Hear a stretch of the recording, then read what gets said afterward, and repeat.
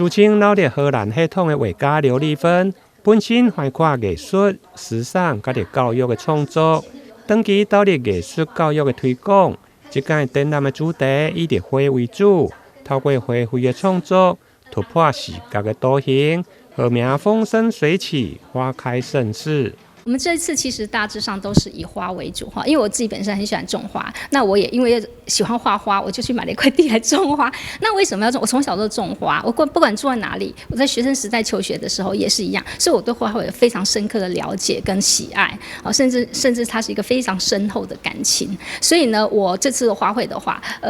我也是推广包括我的学生跟我一起做花卉创作。为什么花卉的创作其实它可以突破它的视觉图形啊？因为花卉的变化非常多，但我种的植物也非常的多元。那因为比方说树叶好了，树叶的形状它可能有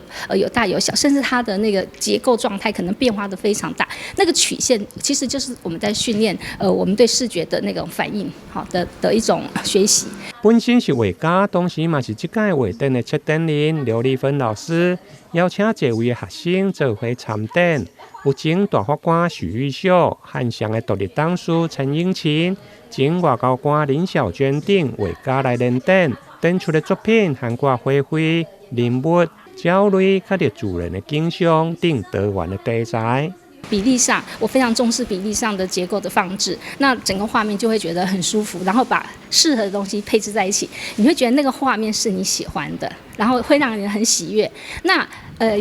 我的画面里面也曾经很多的欣赏的观众是说，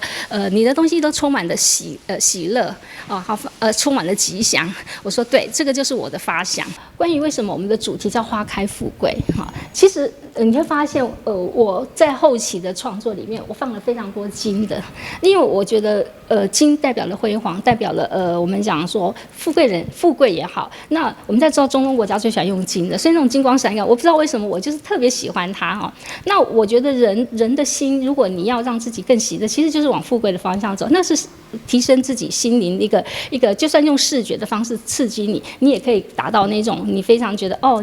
你心灵上的富贵，不一定是物质上的富贵。所以我后来用了非常多的金。那金的话，你会发现它衬托出来的东西就是非常的闪亮。好，所以我喜欢这样的创作。市府秘书处表示，刘丽芬艺术联展从今日起到4月底，在明治市政中心的1楼大厅展出。